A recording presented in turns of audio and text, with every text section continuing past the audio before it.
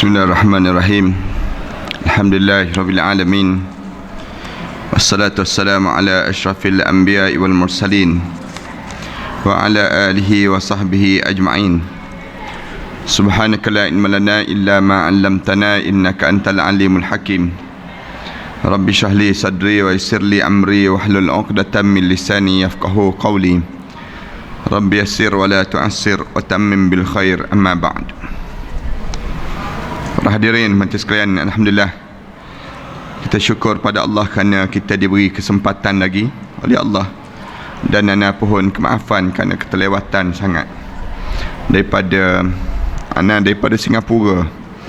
Kemudian ada program di sana, kemudian bergegas sampai tempat para hadirin sekian ini. Jadi walaupun sekalipun, alhamdulillah syukur pada Allah kerana pada pagi ini kita masih lagi diberi kesempatan oleh Allah ini untuk kita meneruskan pengajian kita dalam membicarakan tentang mengenai menolaknya ataupun kita tidak tamaknya terhadap dunia dalam kehidupan kita berbanding daripada akhirat yang kita sentiasa kejar, dan yang kita diajar supaya sentiasa kita kejar dan sentiasa kita dapatkan dalam hidup kita. Dunia ni sebagaimana yang kita faham bahawa satu perkara yang tak perlu dikejar berbanding dengan akhirat yang perlu dikejar. Kerana kalaupun kita tak kejar dunia, kita sudah dapat dunia. Tetapi kalau kita tak kejar akhirat, maka belum tentu lagi kita dapat akhirat. Itu kaedah dalam hidup kitanya. Jadi hari ini kita akan sambung lagi. Yahya bin Mu'az Ar-Razi berkata, hikmah itu turun daripada langit masuk ke dalam semua hati kecuali hati yang ada 4 macam saja. Kebijaksanaan ini ataupun hikmah yang suatu perkara yang hilang dalam hidup orang mukmin ni, katanya Yahya bin Muhammad Ar-Razi berkata, dia sebut bahawa dia akan turun daripada langit, dia akan turun kepada masuk semua dalam hati orang, kecuali ada 4 jenis orang je yang tak dimasukkan hati oleh hikmah ini sendiri. 4 golongan ini yang masukkan dalam hadis Rasulullah sallallahu alaihi wasallam sebut, dalam hadis Rasulullah sebut, al-hikmatu dallatu 'alal mu'minin. Hikmah itu hilang dalam hati orang mukmin. Rasulullah sallallahu alaihi wasallam sebut, tambah-tambah akhir zaman, faman wajadaha faqad akhadha bihazzin wafir. Rasulullah SAW sebut, siapa-siapa yang dapat hikmah ini, maka dia akan diajar supaya dia ambil sebanyak mungkin pada diri dia. Maksud hikmah ni maknanya kebijaksanaan ataupun kecerdikan, ataupun kita tahu sesuatu benda yang di sebalik itu, tersirat dipanggil. Satu benda yang perkara yang berlaku ni ada tersurat dan ada tersirat. Yang tersirat tu jarang orang nak boleh dapat, kerana kebanyakan orang dia dapat yang disebut dengan, dia dapat yang tersurat saja, dia tak nampak benda yang tersirat. Jadi semua hikmah ni boleh turun dalam hati orang mukmin, katanya Yahya bin Ar-Razi, kecuali ada 4 golongan yang tak dimasuknya hikmah ini, kebijaksanaan ini. Yang pertamanya, yang condong kepada dunia, yang hidup dalam keadaan tamak kepada urusan dunia.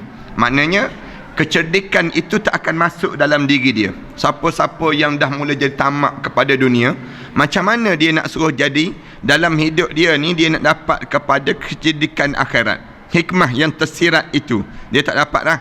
Siapa yang dalam jiwa dia sudah penuh dengan perasaan yang dinamakan dengan perasaan untuk kepentingan dunia, maka kecerdikan untuk akhirat tu tak ada dah untuk diri dia ni. Kenapa dia? Kerana dia nampak dunia je. Benda apa yang depan mata dia, yang tu yang dikejar. Adapun benda yang tak nampak depan mata dia, dia tak kejar langsung dah. Kenapa dia? Kerana bagi diri dia, benda yang nampak je yang perlu didapat. Benda yang tak nampak tersebut tak perlu didapat pada diri dia. Sedangkan orang mukmin ni, orang yang hidup dalam keadaan allazina yu'minuna bil ghaib. Orang yang beriman ini, dia hidup dalam keadaan beriman dengan perkara yang gaib. Perkara yang gaib yang ada dalil.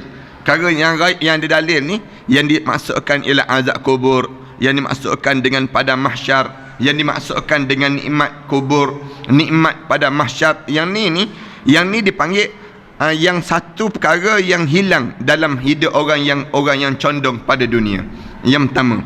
Yang keduanya, dan risau untuk esok hari. Orang yang hidup dalam keadaan yang dia risau besok, maksudnya dia tidak ada tawakal pada Allah. Tak ada keyakinan dia pada Allah dalam hidup dia. Dua. Dan yang tiganya, orang yang sentiasa berdengki sesama saudara dia. Maknanya siapa-siapa yang dengki dengan orang, hidup dia ni tidak ada lagi pada diri dia yang disebut dengan, yang dinamakan dengan hikmah pada diri dia tersebut. Hidup dengan dengki. Kenapa? Kerana dia tak percaya dengan qada dan qadar Allah. Bila orang yang hidup berdengki, maknanya hidup dia dalam keadaan tak yakin dengan ketentuan Allah dalam hidup seseorang. Hidup kita ni, kita diajar supaya jauhkan daripada perasaan dengki. Bahkan kita diajar supaya sentiasa sebut dalam hidup kita, itu nikmat dia, bukan nikmat kita. Itu pemberian Allah untuk dia, bukan pemberian Allah untuk diri kita. Itu diajar supaya demikian. Kalau kita dah mula dengki, cerdik hilang. Cerdik tu pun hilang. Cuba kita tengok anak kita lah yang mudahnya. Anak kita tu kalau dia dah mula dengki, dia dah mula berdengki dengan adik-beradik dia tersebut, maka kita sebutlah macam mana pun dia tak nak dah. Yang dia nampak depan dia tu je. Yang dia nampak, kadang-kadang dia dengki nak pada aiskrim. Kita sebut pada dia, jangan risau, Umi bagi aiskrim yang jauh lebih besar lagi. Tak ada dah dia. Yang dia nampak aiskrim pelangi tu lah yang dia naknya. Yang dia nampak yang tu juga, dia pejam mata, dia menangis, dia hentak kaki. Kenapa? Dia dah dengki. Dengki ni tak cerdik dah dalam hidup seorang. Siapa yang jadi kena penyakit dengki, habis. Tak ada lagi kecerdikan dalam hidup dia tersebut.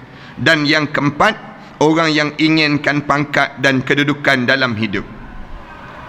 Kecerdikan itu hilang pada siapa? Orang yang tamak pada jawatan, nak kepada pangkat, nak pada kedudukan. Siapa yang nak pada pangkat, nak pada kedudukan, maka dia hilang yang namakan dengan kecerdikan pada diri dia. Dia mula cari tok bomoh untuk nak sihir orang. Nak sihir orang tu, nak suruh orang tu tak berjaya, lalu dia cari bomoh. Dia nak pada jawatan itu, dia nak pada kedudukan itu, dia sanggup buat apa saja sampai dia membodohkan diri dia. Para hal sekian boleh bayang, ana sendiri jumpa dengan orang yang apa dia? Orang yang sihir orang ni. Kadang-kadang kita tanya, benda apa yang kamu sihir? Benda apa? Padahal orang ni orang yang educated, orang yang cerdik. Kadang-kadang kita tanya, kerja apa? Lawyer. Kerja apa? Doktor. Kadang-kadang kerja-kerja tu memang profesional. Tapi kalau kita tanya, kenapa buat macam ni? Dah terdesak ustaz. Dah terdesak, sanggup buat lah. Yang anda pernah cerita pada jemaah sekalian, ada yang sanggup beli kepala babi tunggal. Beli kepala babi tunggal nak sihir orang ni. Kita boleh bayang macam mana. Yang beli ni bukannya orang biasa, peguam, lawyer. Yang lawyer ni, dia boleh pergi cari bomoh, kemudian beli kepala babi tunggal tersebut. Nak sihir orang ni, nak sihir orang sampai peringat demikian. Anda tanya berapa harga beli? Yang dia datang mengaku tu lah. Dia kata, saya beli RM10,000 ustaz disebut. RM10,000 untuk nak beli kepala babi tunggal. Kepala babi tunggal, nak dapat babi tunggal ni susah, bukannya senang. Tapi dalam keadaan demikian, dia jadi bodoh terus, tak cerdik terus. Kenapa? Kerana dengki dengan orang. Maknanya orang yang nak kepada kedudukan, nak pada jawatan, dia sanggup buat apa saja semata-mata untuk dia nak membodohkan ataupun nak naikkan kedudukan dia tersebut. Yang sihir suami jadi bodoh, bagi nasi kangkang ni kan, yang bagi nasi tengah nak sebutnya macam-macam gaya ni, yang dia buat tersebut ni untuk nak membodohkan suami. Tak ada kerja tu, semua dia panggil demikian. Maknanya apa dia? Nak apa dia? Nak suruh suami dia ikut kata dia, membodohkan pada diri dia tersebut. Yahya juga berkata, seorang yang sempurna akal, iaitu yang berbuat 3 perkara. Orang yang cerdik pula, dia buat 3 perkara. Siapa-siapa yang dia buat 3 perkara ni, tanda dia cerdik lah, sempurnalah akal. Maknanya Allah kurniakan pada dia kelebihan kecerdikan pada dia. Apa dia? Meninggalkan dunia sebelum ditinggalkannya. Yang pertama, dia berusaha untuk meninggalkan dunia sebelum dunia meninggalkan dia. Ini yang besar dalam hidup seseorang. Maknanya pada diri seseorang tersebut, dia cuba berusaha untuk dianya tidak mengejar nilaian dunia. Awal-awal lagi, tak ada apa dunia ni, dalam diri dia. Ni tanda orang cerdik. Tak ada benda. Kalau ada pun orang yang berebut nak pada itu, nak pada ni, dia tak pernah nak berebut. Kenapa dia? Kerana yang dia kena rebut ialah syurga Allah dalam hidup dia. Maknanya orang ni orang cerdik. Siapa yang dalam hidup dia sentiasa mengejar meninggalkan dunia sebelum dunia meninggalkan dia, maknanya orang ni cerdik. Dan yang kedua, membangunkan kubur sebelum mana dimasukkannya. Maksudnya dia buat amalan sebelum mana dia masuk dalam kubur tersebut. Membangunkan kubur, dia buat amalan untuk dia nak masuk ke dalam kubur. Ni cerdik. Dasar pada hadis Rasulullah SAW pun Rasulullah sebut demikian. Al-Kayyis man dana nafsahu wa amila ba'dal maut. Orang yang cerdik ni, orang yang hidup dia bersiap untuk lepas pada mati dia. Orang yang dia yang buat amalan-amalan lagi di dunia lagi. Orang tanya, kenapa banyak sangat wakaf ni? Saya wakaf ni untuk lepas pada saya mati nantilah. Dia sebut demikian. Kemudian orang tanya pada dia, kenapa rajin sangat baca Quran ni? Rajin sangat baca Quran ni? Saya cadang untuk lepas pada saya mati nantilah. Dia sebut demikian. Maknanya cerdik dia, orang yang jadi demikian. Dia membangunkan kubur dia. Orang tanya pada dia, ni kenapa ni? Kenapa ni dalam banyak sangat kita nak derma ni? Asyik-asyik kita derma, asyik-asyik buat jamuan. Dia jawab, saya nak buat persiapan lepas pada saya mati nantilah. Dia buat demikian. Ataupun dia tanam pokok-pokok banyak. Orang tanya, tua-tua pun nak tanam lagi pokok durian? Orang tanya demikian. Tua-tua pun nak tanam lagi pokok rambutan? Ni bekalan untuk saya lepas pada mati nantilah. Yalah, kita nak makan durian tak sempat dah. Kita kena beli durian baru sempat. Tapi kita nak makan, kita nak tanam, nak tunggu pula. Oh, tak tahu bila lah, sempat ke tak sempat pada diri kita dengan usia kita. Tapi kenapa kita tanam juga? Kita cadang untuk cucu-cucu kita. Tanam cadang ni untuk yang disebut dengan apa dia? Yang namakan dengan keturunan-keturunan kita dan masyarakat yang lepas pada ni. Maknanya walaupun dia tahu dah besok nak mati, tapi dia masih lagi bercucuk tanam untuk dunia pada hari ni. Tanda apa dia? Tanda dia sedang bersiap untuk kuburan pada diri dia ini sendiri. Ada setengah-setengah orang tahu dah nak mati, maknanya pada diri dia tak payahlah cucuk tanam, tak ada dah. Tak motivasi langsung diri dia. Maknanya pada setengah-setengah orang dia kata, kalau kita dah tahu nak mati, baca-baca Quran sudahlah. Zikir-zikir banyak-banyak sikit dah. Tak dah. Dia untuk urusan kerja-kerja dunia yang nampak pada zahir dunia ni tak ada pada diri dia. Tak ada, bukan demikian. Kita ni, walaupun kita tahu besok kita nak mati, ataupun sekejap lagi nak mati, buat lagi amalan-amalan yang membekalkan kita lepas pada mati kita nanti. Yang ni yang besar dalam hidup seorang. Dia membangunkan kubur dia. Membangunkan kubur ni bukan sekadar pergi gali kubur saja, tidak. Bukan sekadar untuk dia pergi dekat dengan kubur begitu saja, tidak. Tetapi buat amalan untuk lepas pada dia mati nanti. Dua, yang tiga, mengerjakan apa yang diredai Allah sebelum mana dia menghadap kepada Allah Subhanahu Wa Taala. Orang yang cerdik, dia fikir jaga hati Allah, jangan jaga hati manusia. Jaga hati Allah ni maksudnya jaga Allah jangan tersinggung. Jangan sampai peringkat Allah ni tak redha pada kita. Biar Allah tu redha. Walaupun manusia semua tak redha, kita kena jaga Allah. Jaga Allah ni, kita jaga syariat dalam hidup kita. Apabila kita jaga syariat, benda yang disuruh oleh Allah, maksudnya kita sedang jaga Allah. Tapi orang yang tak boleh jaga syariat, maknanya dia tak pandai nak jaga Allah dalam hidup seseorang. Jaga syariat itu jadi besar. Dalam hidup seseorang, setiap benda apa pun kita tak kisah. Orang nak kata ke, orang nak marah ke, orang nak caci maki ke, tak ada dah pada kita. Kenapa? Yang penting pada diri kita, kita jaga Allah, bukan jaga hati orang yang orang tak tahu ke mana lagi perasaan pada diri dia, tetapi Allah tu menjadi keutamaan dalam kehidupan seseorang. Para hadirin sekalian, bayang macam kita belajar bab sedekah tu kan. Bab sedekah ni Islam ajar, kadang-kadang kita buat satu benda, Islam ajar kita buat ni sama ada kita nak buat cara jelas-jelas pun boleh, cara sembunyi pun boleh. Dua-dua kita boleh kan dalam Islam. Para hadirin sekalian, buat cara jelas, orang kata tak ikhlas lah tu, dia panggil. Kita buat cara terang-terang, orang kata apa dia? Tak ikhlas lah tu. Kita buat cara sembunyi-sembunyi, orang cakap juga, orang akan kata apa dia? Tu dapat duit tu pergi ke mana tu duit tu? Yang dia buat demikian. Sebab tak kena kita buat.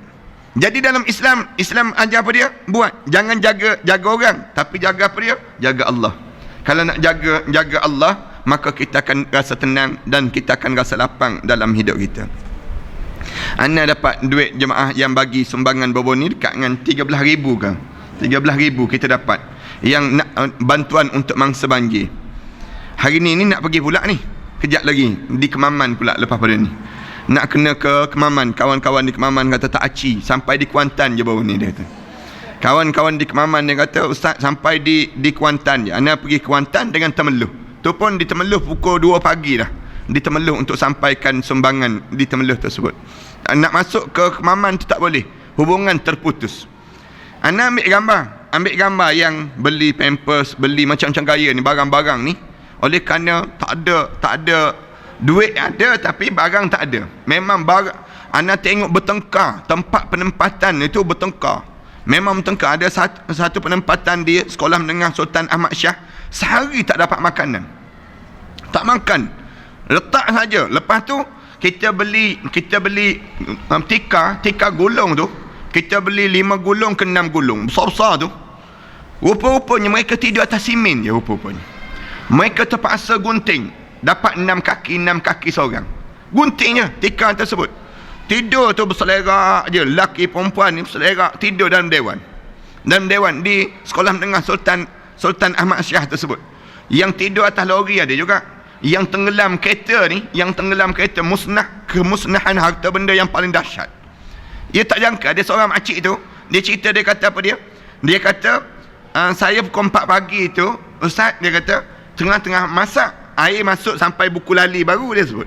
Air masuk sampai buku lali dalam rumah. Dekat Sungai Isap dia sebut. Dia kata lepas pada tu dia kata bagi tahu suami, macam mana ni bang? Nak kena pindah ke tak kena pindah? Alah biasa je, rumah kita ni kan biasa tenggelam dia sebut. Biasa tenggelam. Tenggelam dekat sampai para tinggi sangat pun sampai lutut dia katanya suami dia. Dia kata lepas tu dia pun masak lah untuk sarapan pagi pukul 5 pagi. Dah masak dah makcik ni. Pukul 5 pagi anak kata masak untuk sarapan pagi makcik. Dia kata. Tengah masak tu dia kata bunyi kah air kat luar dia kata. Bunyi air tu kat luar.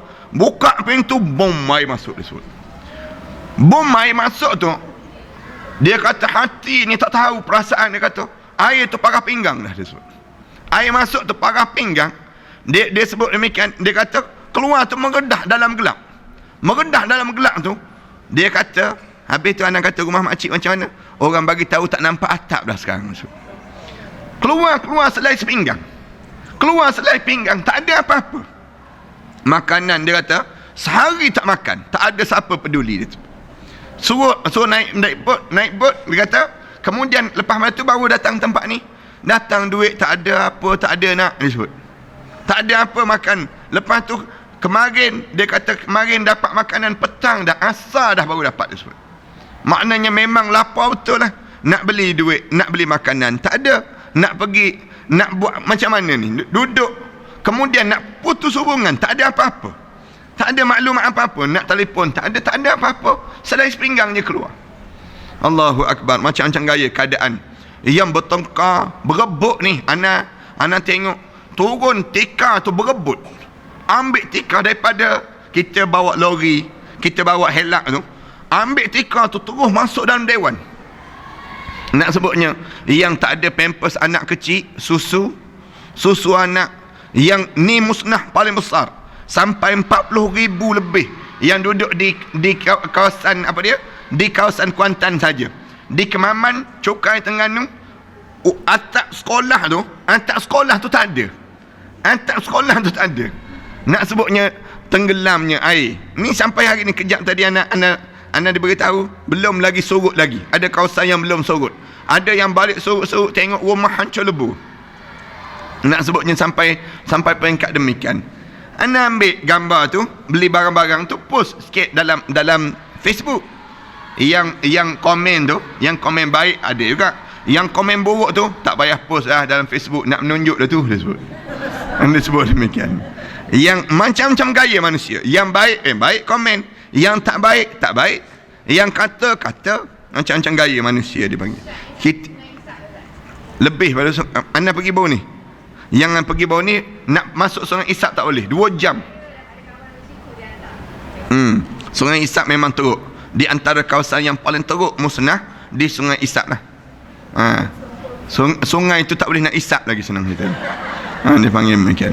Nak sebutnya sampai peringkat musnahnya, kenderaan ni tak payah cerita lah. Kenderaan yang tenggelam ni semua rosak. Tak ada kenderaan yang boleh selamat tu sikit sangat lah. Yang lepas pada ni kena fikir pula macam mana nak bangunkan pula suasana di kampung dengan lumpur-lumpurnya, dengan selut-selutnya dalam rumah tersebut. Yang binatang-binatang ternakan tu, kita boleh bayang doktor yang pergi bantu tu pun, doktor boleh jatuh, Doktor Nurbaiti rasanya, boleh jatuh dalam arus sungai. Dalam arus sungai tu, alhamdulillah dia sempat berpaut dekat pokok. Kalau tidak matilah dia, doktor perempuan itu sendiri. Dia sempat berpaut dekat pokok kerana dalam arus yang kuat sebegitu. Allahu Akbar. Anda tak boleh nak bayanglah macam mana dalamnya suasana. Ialah kalau keadaan air yang berpusar dan sebagainya, tentu tak mampu nak samakan diri. Yang keadaan-keadaan yang begini pun alhamdulillah. Cuma nak tengok di sudut yang nak tengoknya, tak ada penyelarasan di sudut pihak berkuasa terhadap bantuan pada mangsa-mangsa banjir ini saja. Mangsa banjir ni alhamdulillah NGO yang pergi, di kalangan orang yang bantu. Pihak berkuasa tu relax, tak buat apa-apa. Adalah yang tolong sikit. Tentera pun sebut, dia kata inilah di antara satu bencana yang tak tersusun. Tentera yang sebut tu, dia kata tak ada arahan daripada mana-mana, di atas inisiatif sendiri yang lakukan demikian. Tapi alhamdulillah ada NGO yang datang. NGO inilah yang tolong dan bantu. Kemudian perseorangan dan di Kemaman kemarin sampai bertumbuk di kalangan masing-masing. Bertumbuk nak berebut makanan ni. Nak berebut makanan tu, dia buat dua blok. Satu blok parti A, satu blok parti B. Yang makanan ini dihantar oleh parti A. Kemudian sampai yang diagih pula parti B yang dapat, dibagi pada parti B. Lepas tu A pula dapat bekalan air mineral yang datang daripada golongan parti A. Tiba-tiba yang dapat pada parti B, bertengkar lah, masing-masing bertumbuk sampai peringkat demikian. Macam gaya lah orang tunjuk kuasa masing-masing. Tuan nak kata, kalau tak bagi pada pusat penempatan, kita tak tahu nak bagi pada siapa. Tapi yang ni bila air surut sikit, boleh pergi hantar rumah ke rumah senang. Maklumat yang sampai tersebut. Anak kejap lagi sahabat-sahabat dah mula bergerak dah ni. Dah pergi dah. Anak kata tak boleh, Anak ada kuliah dulu, anak nak kuliah dulu, anak sebut. Jadi lepas pada ni insya-Allah anak akan tolak bergerak ke sana lah insya-Allah. Kemudian Ali bin Abi Talib radhiyallahu anhu berkata, siapa yang menghimpunkan 6 macam, maka bererti telah benar-benar berusaha untuk mendapatkan syurga dan dia lari daripada neraka Allah. Siapa yang dihimpun 6 perkara, maknanya dia sudah bererti dia telah benar-benar untuk berusaha mendapatkan syurga, dan dia cuba melarikan diri dia daripada neraka Allah. Ada 6 perkara. Yang pertama mengenal Allah lalu mentaatinya, dan mengenal syaitan lalu menentangnya. Yang ni yang pertama. Maknanya pertama, yang kedua tu sekali tu. Maknanya yang pertama dan yang kedua. Mengenal Allah lalu mentaati dia, dan yang kedua mengenal syaitan lalu menentangnya. Maksudnya mengenal Allah, kena kenal siapa pencipta kita, yang dia berusaha untuk nak masuk dapat syurga Allah ni. Dan yang kedua mengenal lawan pada Allah. Lawan pada Allah ni siapa dia? Syaitan. Syaitan dia lawan Allah. Dalam keadaan dia mengenali syaitan, lalu dia lawan syaitan tersebut. Bukan kenal syaitan menjadikan dia rapat dengan syaitan, tidak. Tetapi kenal syaitan yang menyebabkan dia menentang syaitan tersebut. Yang kedua. Dan yang ketiga, mengenal hak lalu mengikutinya. Dia tahu hak-hak dan tanggungjawab, lalu dia ikut dengan hak-hak dan tanggungjawab yang ada. Kita ada hak kan? Hak kita dengan ibu bapa, hak kita dengan adik-beradik, hak kita dengan jiran tetangga, dan hak kita terhadap diri kita sendiri. Rasulullah sallallahu alaihi wasallam sebutkan, inna li rabbika alaika haqqa, Tuhan kamu ada hak ke atas diri kamu. Wa li ahlika alaika haqqa, keluarga kamu tak ada hak ke atas diri kamu. Wa li nafsika alaika haqqa, jiwa kamu tak ada hak ke atas diri kamu. Maknanya kamu ni jangan sampai hilang hak diri kamu.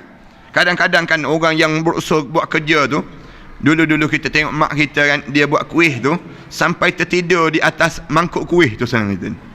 Kadang-kadang dia tu buat kuih sampai dia penat sangat tertidur dia. Dia menjahit pakaian tu sampai tertidur atas mesin jahit tersebut. Maknanya apa dia? Sampai dia cuai terhadap hak diri dia. Tak boleh. Diri kita ni ada hak, keluarga kita ada hak, ada. Jangan kita kalut tentang diri kita aja, tapi keluarga kita ni kita tak tunaikan tanggungjawab untuk dia. Ataupun kita dengan Tuhan kita ni ada hak. Ya, ada hak. Jangan sampai peringkat kita ni kalut dengan anak-anak, kalut dengan diri kita, sampai Allah pun tak ada. Maknanya kamu tak tahu hak-hak. Hak-hak ni perlu ditunai. Seorang suami ada hak dia, seorang isteri dia ada hak dia. Hak-hak inilah yang perlu diikuti, dan dia mengikuti dan mengenal batil lalu menghindarinya. Dan yang keempat, dia kenal batil lalu dia menghindarinya. Kenal benda-benda yang palsu, dia akan tinggalkan benda yang palsu tersebut. Benda yang tak ada manfaat langsung, dia panggil dosa. Dosa ni ada manfaat? Tak ada. Habis itu kenapa kita buat? Dah tahu dah tak ada manfaat, kenapa kita nak sibuk, kita nak buat benda yang tidak ada manfaat? Benda yang batil dipanggil. Benda yang batil ni tak sepatut kita buat dan tak sepatut kita lakukan dalam hidup kita. Kemudian yang kelima, mengenal dunia lalu mengabaikannya. Kenal dunia, orang yang dia boleh himpun 6 perkara ni, yang kelima ni dia cuba abaikan dunia. Kenal dunia. Dunia ni kejap je. Nikmat dunia ni kejap. Senang bukti nikmat dunia ni kejap, kita makan. Kita makan makanan. Makanan ni sedap. Tapi berapa lama sedap? Sekejap je. Lepas pada tu masuk dalam perut, hilang sedap. Cari tandas lah. Mula cari tandas, sakit perut pula lah. Kemudian kita rasa nikmat tidur. Nikmat tidur lama tak? Sekejap je. Tidur. Lepas pada tu pukul 7 tak nak bangun lagi. Tak nak. Habis pukul berapa nak bangun? Pukul 9. Pukul 9 tidur lagi. Pukul 10 tak nak bangun lagi. Tak boleh dah. Dia celik mata sendiri. Dia tercelik sendiri dah. Kenapa? Kerana kita tak ada dah rasa. Dia sekejap je nikmat. Nikmat benda yang kita dapat ni semua sekejap. Kita dapat menantu seronok. Sekejap je. Lepas tu lama-lama hantu lah ni dia sebut. Bukannya menantu lah ni. Dia akan jadi nikmat sekejap je pada diri kita. Benda-benda yang kita dapat, satu benda tersebut sekejap. Maknanya dunia. Tapi akhirat tak. Akhirat ni dia tak rasa sekejap lagi. Syurga ni dia khalidina fiha abada. Kamu kekal sampai bila-bila. Makan tu tak kenyang-kenyang. Perut ni pula tak besar-besar. Maknanya kitanya tak sakit perut. Makan. Ini cara Allah jadikan akhirat, yang menyebabkan kita tak berhenti. Sebab tu siapa yang kejar yang kekal, dia akan tinggal benda yang sekejap. Benda apa yang sekejap? Dunia ni benda yang sekejap, nikmat pada kita. Kita kan setengah-setengah orang dia rasa seronok ni. Aku ni tercantik dalam dunia, dia rasa. Dia perasan, kena penyakit perasaan kan. Duduk depan cermin tu, lawa juga aku ni. Yang menyebabkan dia rasa seronok. Tapi lama-lama orang memandang kita, macam tiang jamban je nampak. Orang pandang kita demikian. Tak ada cantik dia. Tak ada benda. Kenapa? Sekejap. Cantik-cantik tu sekejap. Benda yang ditipu dipanggil demikian. Macam orang yang make up kan. Orang yang make up ni, Allah bukan main lagi kata-kata cantiknya nak make up. Habis basuh je make up tersebut, habis hilang. Hodoh rupa-rupanya. Dunia ni demikian. Dunia di make up je. Cantik itu sekejap. Benda yang kita kata Allah cantik, kena air basuh, ranap habis. Tapi akhirat tak. Kenapa yang sibuk nak kejar benda yang sekejap, tetapi tak kejar benda yang kekal? Itu cara demikian. Orang yang cerdik, dunia dia tahu mengabaikannya dan mengenal akhirat yang akhir sekali. Dia kenal akhirat, lalu dia berusaha untuk mencapaikannya.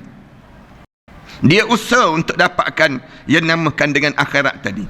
Dia tahu dunia ni benda yang sementara. Akhirat benda yang kekal selama-lamanya pada diri dia tersebut.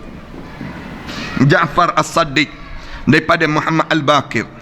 Anak kan kadang-kadang anak berjalan ke luar negara. Anda tengok orang yang kadang-kadang anda pergi ke London. Waktu mana pergi ke London tu, orang ambil gambar dekat bridge, dekat jambatan tersebut. Kemudian London Bridge. Anda pergi ke Paris, waktu mana anda berjalan, pergi ada program dengan pelajar-pelajar. Pelajar-pelajar tanya, Ustaz tak nak bergambar ke dekat Eiffel Tower? Dekat bangunan yang ni di antara benda-benda yang pelik dalam dunia. Pergi ke, anda belajar di Mesir, kawan-kawan tanya, tak nak bergambar ke dengan piramid? Kita pergi ke tempat-tempat macam-macam gaya. Pergi tempat-tempat negara-negara luar. Kadang-kadang anda kata, ya boleh bergambar, anda sebut boleh bergambar. Tapi kenapa kita nak kagum dengan benda yang orang buat? Kenapa kita tak kagum dengan nak sebut kenangan? Tak, bukan nak sebut. Kenapa kita beria nak bergambar dengan benda yang namakan dengan satu benda yang dicipta, direka, kemudian kita nak kagum dengan benda demikian. Anda pergi ke Shanghai, waktu mana pergi ke Shanghai baru ni, kawan-kawan ajak, jom kita bergambar malam, pemandangan malam dekat Shanghai. Cantik kan? Awan tu turun sampai ke bangunan-bangunan dia tu, di tepi-tepi sungai di Shanghai tu, kita sebut demikian. Cantik pemandangan dengan lampu kelipan, lampu-lampu, dia sebut sampai pukul 11 malam je. Lepas pada pukul 11 malam, dia akan tertutup lampu. Secara automatik dia sebut demikian. Kita pun pergi beria tengok ni, nak tengok. Kenapa kita boleh kagum dengan satu benda yang orang buat, tapi kita tak kagum dengan pencipta yang buat? Pelik kan orang kita kan? Kagum dengan orang buat je. Anak-anak kita kan rasa kagum tengok cerita Transformer. Tengok cerita Transformer tu, hebat dia rasa demikian. Hebat lah cerita Transformer, kereta boleh berubah menjadi robot. Dia sebut demikian. Tapi siapa yang buat ni? Manusia. Manusia yang reka. Tapi kenapa kita tak kagum dengan siapa dia yang mencipta itu, yang lebih hebat daripada itu? Patutnya kita kena kagum dengan benda yang lebih hebat daripada itu. Kadang-kadang orang barat ni, dia nak suruh hilangkan kekaguman kita terhadap Allah, lalu kita kagumkan terhadap ciptaan dia. Padahal yang direka itu berdasar ilusi dan khayalan. Ilusi dan khayalan. Tembok Cina, misalnya contohnya, dia buat hebat, ni binaan tembok yang terpanjang dalam dunia. Kemudian kita pun beria panjang ni, berjalan ni nak tengok ni, beria kita. Kenapa kita tak kagum dengan satu penciptaan yang jauh lebih besar daripada itu? Siapa dia? Allah. Ni Gunung Krakatau misal contohnya, yang Allah ledakkan daripada bumi, daripada dalam laut, tiba-tiba timbul di atas daratan. Timbul di atas daratan. Ni contoh yang mudah. Kenapa kita tak rasa Allah subhanallah, hebatnya Allah? Cuba tengok bagaimana kejadian tsunami. Allah jadikan dengan tsunami di Jepun tu, ranak tu sekejap je, kilang-kilang, kapal terbang tu pun hilang, bergerak dalam air. Kita boleh tengok bagaimana yang disebut dengan kenderaan-kenderaan macam kotak saja. Macam kotak dibalik begitu saja. Rumah-rumah yang berapungan dalam air tersebut. Siapa yang jauh lebih besar? Allah jauh lebih besar yang menciptakan kejadian demikian. Tapi kekaguman kita pada dunia yang tak habis-habis dengan penciptaan manusia ini sendiri. Ja'far As-Saddiq, daripada Muhammad Al-Baqir, daripada Ali Zainul Abidin, daripada Al-Husain bin Ali radhiyallahu anhu berkata, ini keturunan Rasulullah sallallahu alaihi wasallam. Rasulullah SAW bersabda, Rasulullah SAW sebut, ya Ali, arba'u khisalin minasyaqa, jumudul ain, wa qasawatul qalb, wa hubbud dunya, wa bu'dul amal. Rasulullah SAW sebut pada Sayyidina Ali, wahai Ali, ada 6 tanda orang, ada 4 arba'u khisal minasyaqa, ada 4 orang yang dapat 4 perkara ni, tanda dia celaka. Syaqa ni maknanya bangsat, orang yang tak ada nilai, kecelakaan pada diri dia. Apa dia? Jumudul ain. Jumudul ain maknanya kering air mata. Kering air mata ni tak boleh nak mengalir melihat kebesaran Allah, tak ada pada diri dia. Air mata dia tu jumudul ain. Baca Quran tak mengalir, dengar lagu Hindustan mengalir. Senang hitanya. Jumudul ain maksudnya air mata dia ni jadi keras. Jadi payah untuk dia nak mengalirkan, melihat, merasakan kebesaran Allah. Tak ada pada diri dia. Yang pertama. Yang kedua, wa qasawatul qalb, kerasnya hati. Orang baca doa tu, orang doa tu menangis teresak-esak. Dia pula tengok orang menangis. Keras hatinya dia ni. Tak ada apa dia. Orang baca Quran tu sak menangis. Dia pula relax je, selamba je, keras hati panggil. Orang tengok orang meninggal dunia ni, mengalir mata orangnya tengok orang meninggal dunia. Allah, meninggal dunia dia, baru amalan dia tak ada lagi yang dia kejar. Dia relax je, selamba. Tak ada apa-apa pada diri dia. Ni keras hati dia panggil. Keras hati ni jadi masalah. Siapa yang keras hati memang celaka. Keras hati tak ada apa-apa. Buat dosa tu, selamba je buat dosa. Beratur beli nombor ekor. Siap pakai sampin pula tu. Siap pakai songkok lagi, beratur beli nombor ekor. Allah, kerasnya hati dia ni. Tak ada perasaan, dia panggil demikian. Dianya tak ada rasa dalam jiwa dia. Tengok orang pergi majlis ilmu, tak ada rasa. Aku ni tak pergi ni, tak menyesal langsung. Tak ada pada diri dia. Bagus, dia pula rasa bangga dia tak pergi majlis ilmu. Dia tu kena pergi, kita tak pergi, tak apa, relax ya. Maknanya keras hati dia ni. Orang pergi majlis ilmu, dia tak pergi. Lepas tu siap tanya, nak pergi mana? Kuliah pagi ni. Kirim salam ke ustaz ya. Sedap dia kirim salam ke ustaz. Rasa nak pelepuk-pelepuk je atas muka dia panggil. Nak sebut gambaran kerasnya hati. Kemudian yang ketiga, wahubbud dunya, cinta pada dunia. Siapa yang hidup dia cinta pada dunia, sudah. Maknanya keras hati orang ni tanda-tanda celaka dalam hidup dia. Tanda cinta dunia apa dia? Tak nak sembahyang. Tanda cinta pada dunia apa dia? Bila dia mula tak nak keluarkan zakat. Tanda cinta dunia tu. Tanda cinta dunia ni apa dia? Dalam hidup seorang, dia tak rasa takut dia tak boleh baca Quran. Dia tak rasa berdebar dia tak boleh baca Quran tu. Dia tak berdebar langsung. Relax je dia. Maknanya tanda cinta dunia tu. Ataupun tanda cinta dunia apa dia? Dia ni tak ada persiapan untuk kematian. Itu tanda orang ni mula mencintai dunia.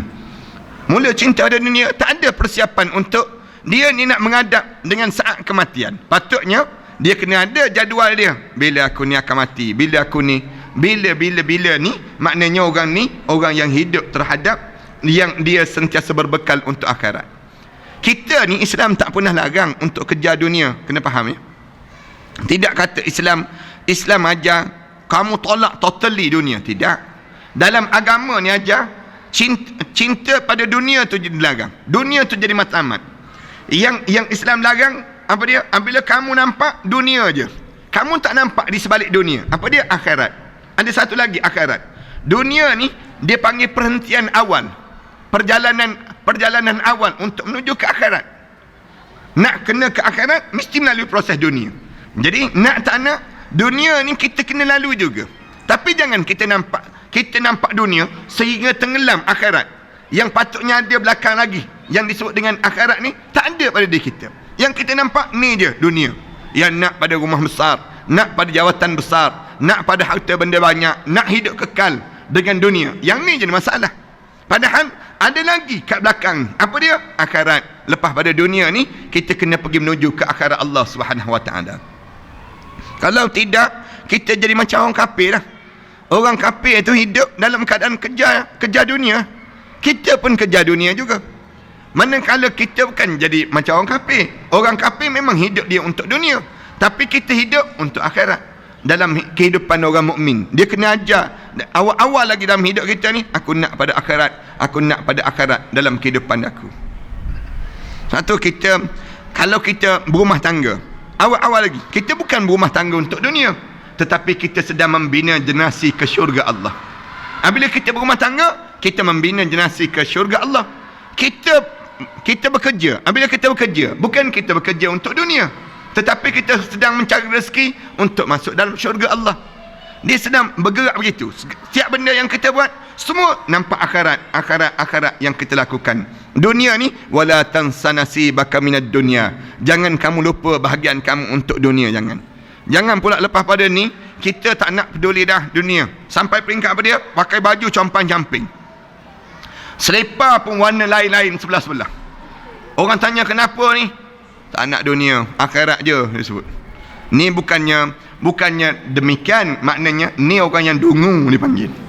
Orang yang tak berakal. Orang yang berakal, dunia dia dapat. Dunia dapat juga. Akhirat benda yang jauh lebih besar yang perlu kita dapat. Kemudian yang tiga, Rasulullah kata yang keempat, wabu'dul amal. Yang keempatnya, orang yang bercita-cita panjang, jauh angan-angan dia.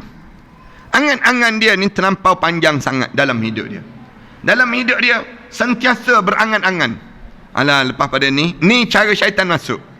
Siapa yang angan-angan dia panjang, maka rosak dia. Angan-angan tu banyak sangat.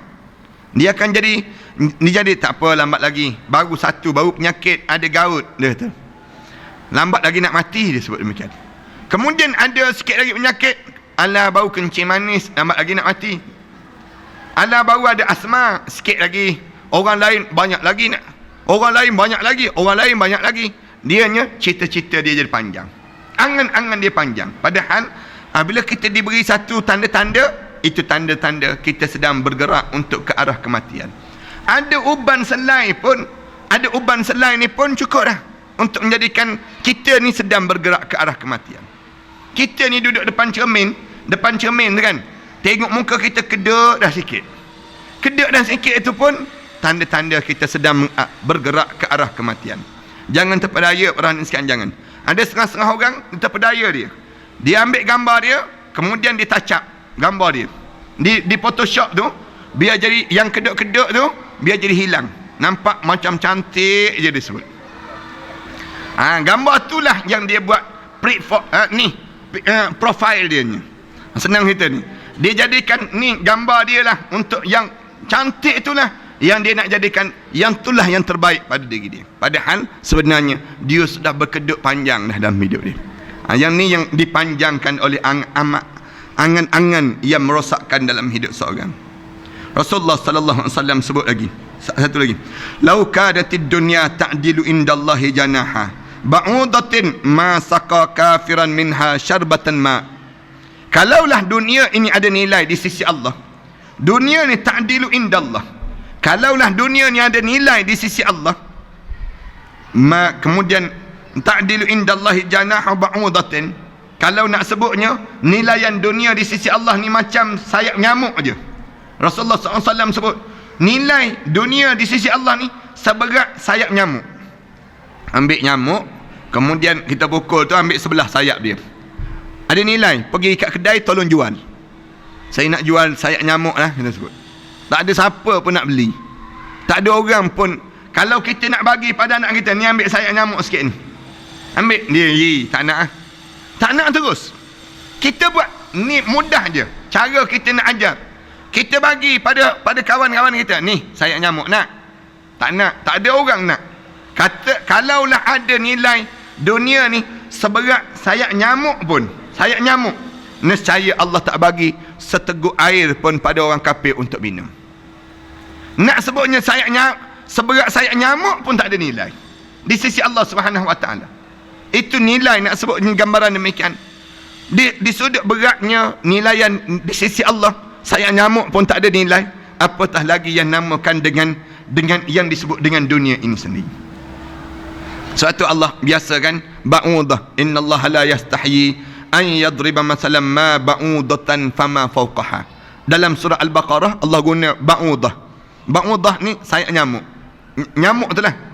Allah tak malu nak buat perumpamaan, innallaha la yastahyi an yadriba masalan ma ba'udatan fama fawqaha. Allah tak malu nak gambarkan sikap orang munafik ni, hidup dia seberat nyamuk je, umur nyamuk je. Ma ba'udatan fama fawqaha, yang lebih rendah daripada nyamuk tersebut. Kalau perhatian sekian buat kajian tentang nyamuk ni dia boleh hidup berapa lama? Dia lepas pada dia jadi kepompong, dia jadi ni, hidup nyamuk tu lebih kurang 5 hari, 6 hari, 7 hari dia mati sendiri. 5 hari, 6 hari, 7 hari mati sendiri ya. Paling tinggi sangat Nyawa nyamuk ni berapa lama? 10 hari. Paling tinggi 100 tahun lah, senang cerita. 100 tahun. Nak gambarkan 10 hari ni macam 100 tahun. Tapi nyamuk ni dalam keadaan dia hidup 5 hari, 6 hari, 7 hari ni, sibuk juga cekik darah orang. Patut-patutnya nyamuk, kamu hidup ni 5-6 hari ni, patut-patutnya banyakkan amalan lah nyamuk. Banyakkan amalan lah. Kamu hidup kejap je kan? 5-6 hari, seminggu ni lama ke? Tak lama. Tak lama pun hidup. Dalam keadaan hidup sekejap begini pun, kamu sibuk nak cekik darah orang lagi, nyamuk. Patutnya demikian. Orang munafik macam tu. Allah kata orang munafik ni macam perangai nyamuk. Dia rasa hidup 60 tahun, 70 tahun, 80 tahun ni, dia rasa lama sangat hidup. Kejap je.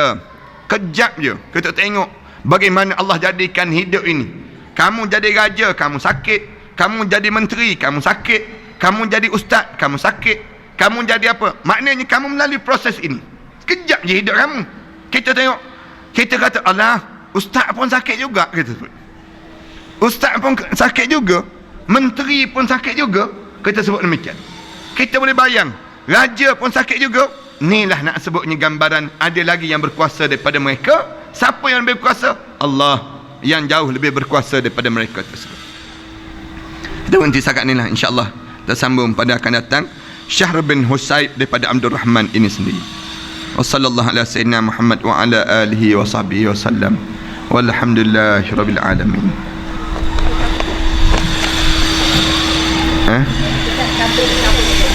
Ya, kalau jemaah nak bagi sumbangan tu, anda nak bawa ke Maman ni kejap lagi.